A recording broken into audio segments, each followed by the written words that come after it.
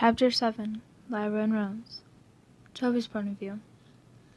Hours later, as it is no night, and the night sky is taken over the sun with black, still laid in bed and for once fell asleep. My eyes dazed as I stared straight up at the ceiling, still thinking about the lost soul of the doll that never should have died in the first place. I could feel myself begin to doze off, however I refused. But then I heard the scattering of footsteps down the hallway. I sat up and looked towards the doorway. The door wide open, now closing on its own. There was no light. Everything was lit by the blue glow of the moon through the window I'm not allowed to look through anymore. I stood up and slowly made way towards the doorway, when suddenly the door, which was previously closed, swung open suddenly. I gasped and fell back. I hit the ground and began breathing heavily, my eyes wide open. I waited for a few seconds before getting back up onto my feet. I looked down to the dark hallway. Tiptoed out of the room. The window at the end of the hallway lit up the darkness. I clearly could hear footsteps walk towards me, faint giggling led by the pitter-patter of small feet, which sounded like a child had run in front of me, giggling and running around. The hallway was a lot longer than I had remembered. It seemed endless, and I had heard a door creak open somewhere near. "Mom?" I called out in a shaky voice.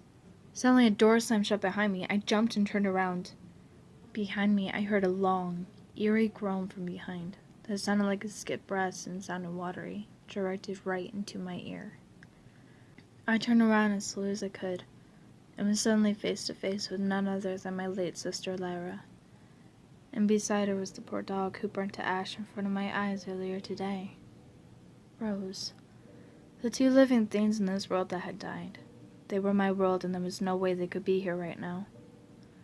Rose looked somewhat normal. Her fur was red, though, but she looked just fine. So I looked at her face. She had her teeth back, but they were razor sharp and oozed blood. Her eyes were still missing, and glowed red, leaking black blood. She's not normal. It looked like she came from the gates of hell, or what I can call the hellhound. Lyra's eyes were clouded white. Her skin pale on the right side of her jaw hung menacingly, dangling on by tissue and muscle. Glass protruding from her forehead, and blackish blood with a hint of red leaking down her face.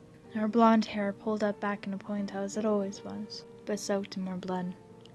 Wearing a gray t-shirt and black gym shorts, which were dirty and spotted, like she looked like right after the car accident years ago.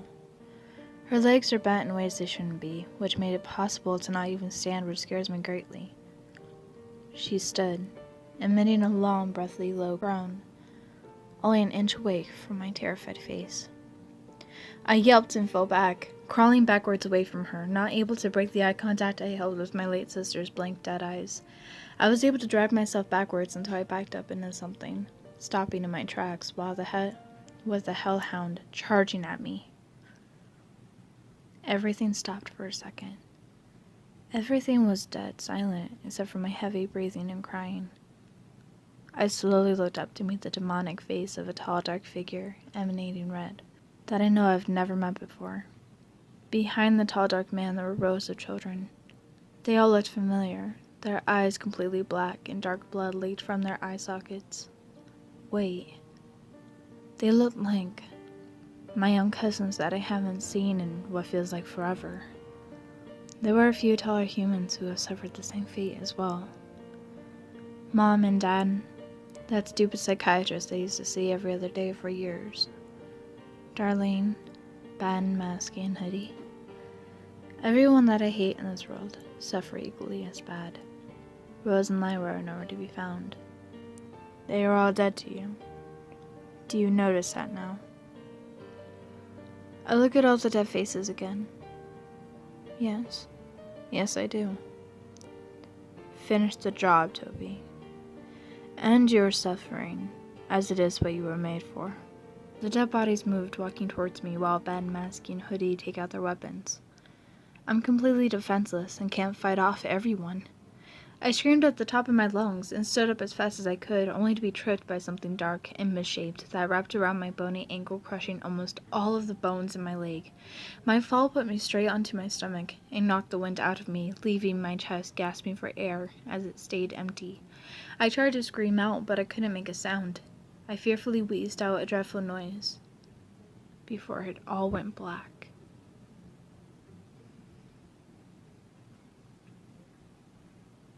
Eagerly I forced myself awake, to find myself in my own bed, and not in the hallways I thought I remembered.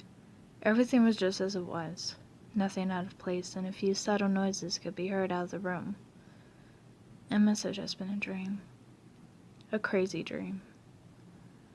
I walked out of my bedroom, finding my hoodie hanging on the doorknob. I slipped it on and continued my business, walking out hearing small, faint coughs from a different room. When entering, I found my dad standing beside the stove, smoking his cigar, flicking his ashes onto the floor without care. He coughed after each inhale of his cigar. A burning feeling embraced my chest. The more I looked at the dangerous man, with piercings and tattoos all over his body, he represented a failure at life, much like he failed at being a father to me. Kill him. I know I hate him, but killing isn't the answer. Am I going crazy? Do it. No. I turned around and held my arms to my chest as they tried to pry themselves from me. He was never a father to you.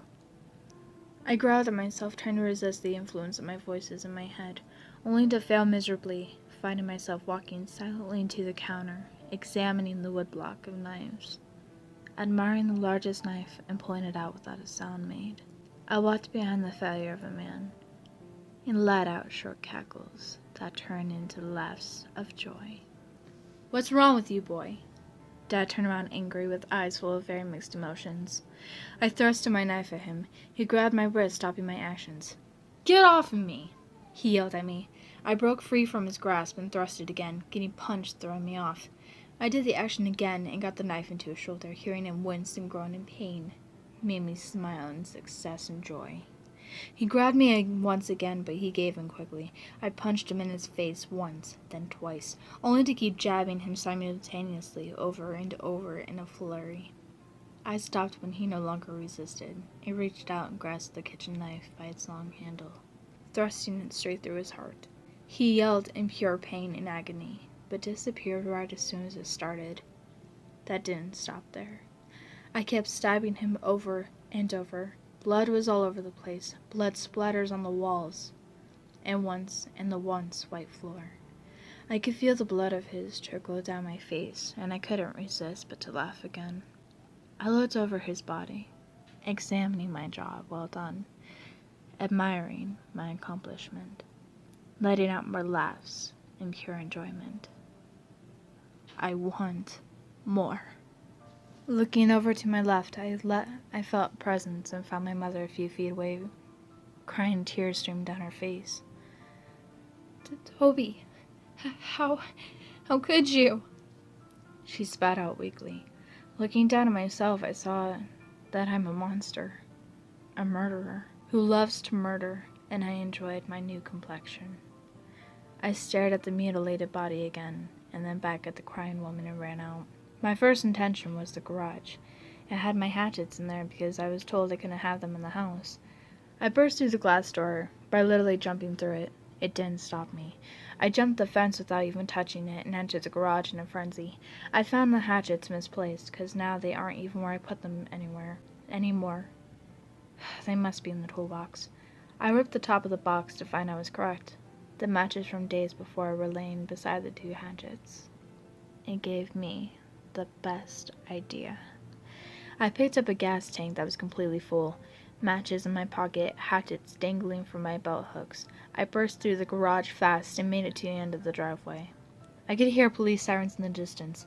Without a second to lose, I poured the gas into the street, running full speed to the end of the street at the edge of the woods that I keep running off into. The police cars came into view. I struck a match on its box and dropped it onto the trail of gas, lighting up the entire neighborhood. Oh no. I'm trapped.